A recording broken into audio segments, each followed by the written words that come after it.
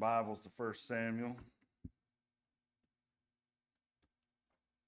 I will have your printout. Sorry, I didn't get to your printouts this morning.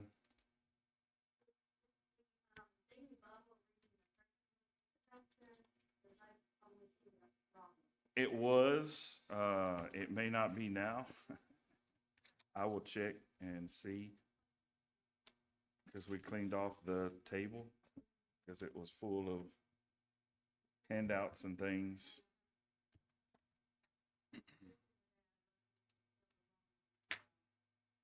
They're most of them are right, but every once in a while you find one that somehow gets put back in the in the list. So if not, I will try to get one printed off for you.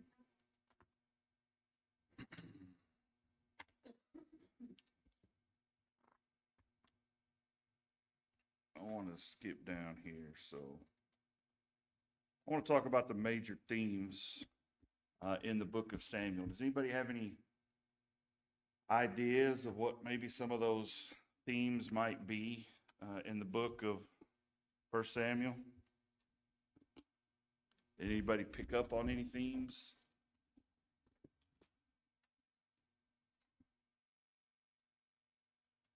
How does the book of Samuel start? What's going on in the very beginning?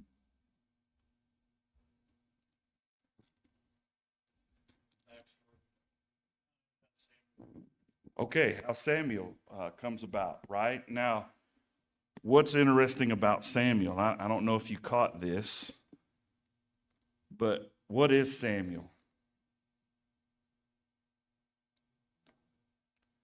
He's a prophet, but you might not have caught this. He's also a judge.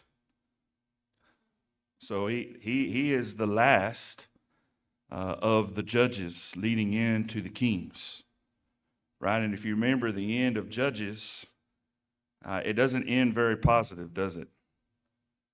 In fact, it makes the point to show us that everything's spiritually dark, they are morally corrupt, and now they are leaderless. And they desperately need leadership and guidance so that they can overcome, the state in which they're in. And so God has been quite quiet for some time at this particular point. And now in 1 Samuel 1, we see God acting and doing something for the people, and that is he's going to raise up a godly prophet, a godly judge, if you will, to speak and to guide and to lead the people. But of course, the people say it's not enough. The people want more. They want something that is like the worldly nations and things around them. They want a king. And God's going to give them a king, right? And they're going to see pretty quickly that things don't go the way they intended when they got a king. Yes, sir.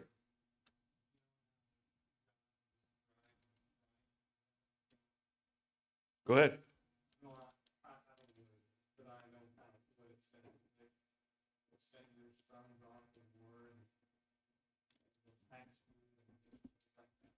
Yes.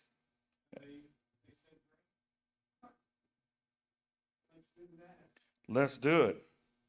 That's what I want, right? Why would they choose that over God being their king? I mean, to me, that's really the contrast that he makes is earthly kings versus the king of kings, the sovereign Lord and God overall. He's over all things, and everything that happens doesn't happen by accident. And now he's trying to lead them and guide them, and he gives them this prophet that should be of help if they would listen to him.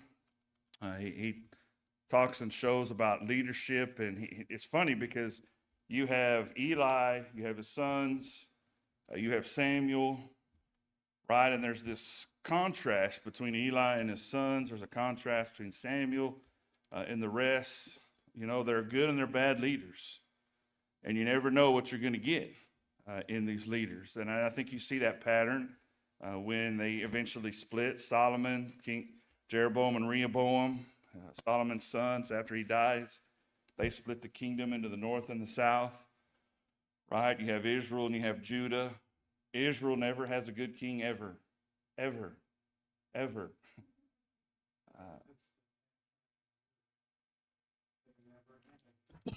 Never.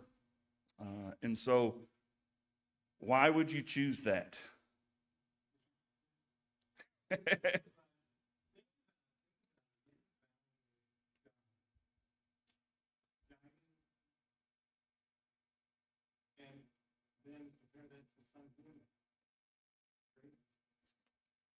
It just doesn't make any sense.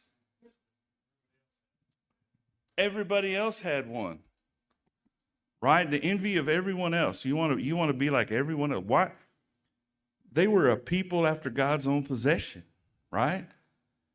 They were, a city set on a hill, right? They were different. God was with them. He guided them. That's what made them unique. That's what made them special, was that God was with them and he guided them and strengthened them, and yet they want an earthly leader like everybody else. Willie?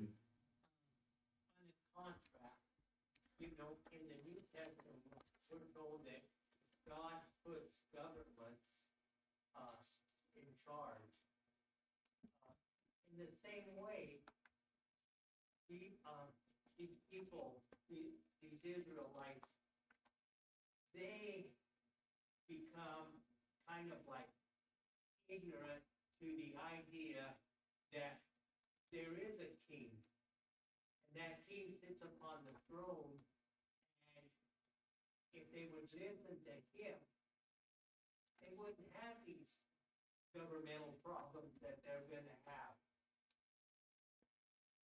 So we have to remember that too, that yes, God puts governments in place, but it's our action as to how that government really is going to work, because it's a government of the people and for the people. And as Christians, we need to stand up and say, we're for God. And the way that we choose to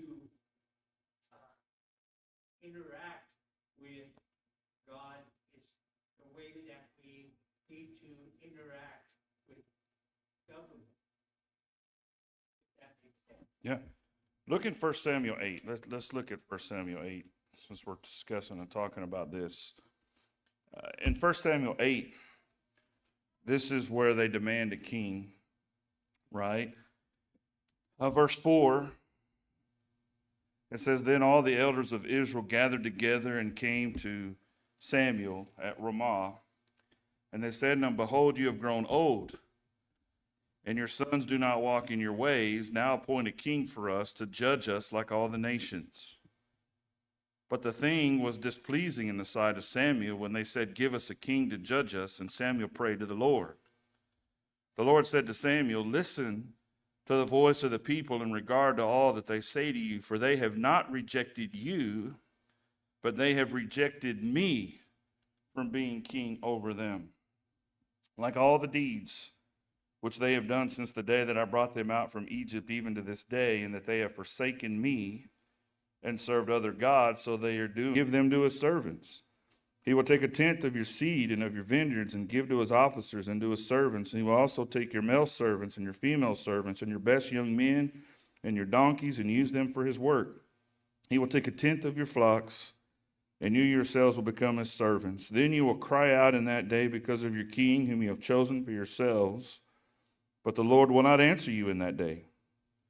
Nevertheless, the people refused to listen to the voice of Samuel, and they said, No, but there shall be a king over us, that we also may be like all the nations, that our king may judge us and go out before us and fight our battles.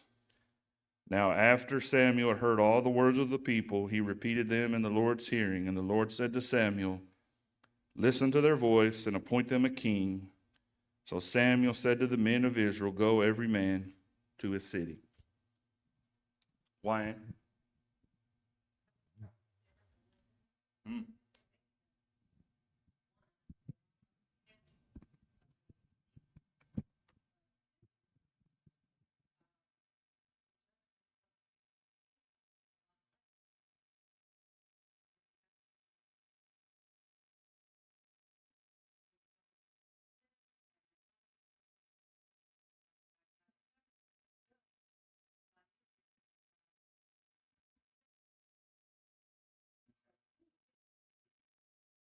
Yeah.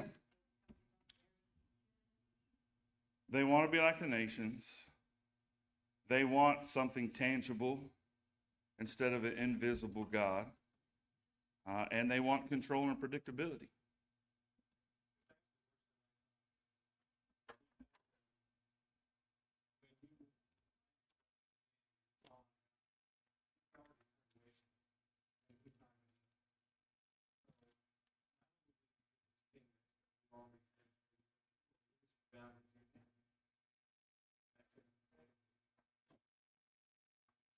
What surprises me is they didn't just want a new leader, they wanted a new Lord. You know, and I'm sitting there thinking to myself about being God, and here I've just led you out of the promised land. I fed you, I watered you, I brought you to the promised land, I helped you conquer the promised land. I've done all these things for you. I've given you leaders, I've given you help when you pray to me, and you're going to choose somebody else over me. You're going to choose an imperfect human being over me. Why? Yep. We do. We reject God for something that is lesser. Whether it be for ourselves, we choose to try to be our own king, our own Lord, our own ruler of our own lives, or whether we choose other people